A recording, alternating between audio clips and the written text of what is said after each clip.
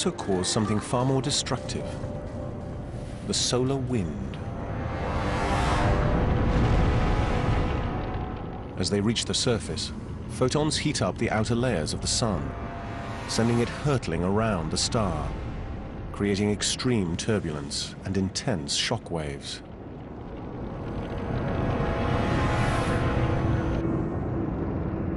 It's so violent, we can actually hear it. Picked up by the orbiting SOHO satellite, this is the sound of the sun.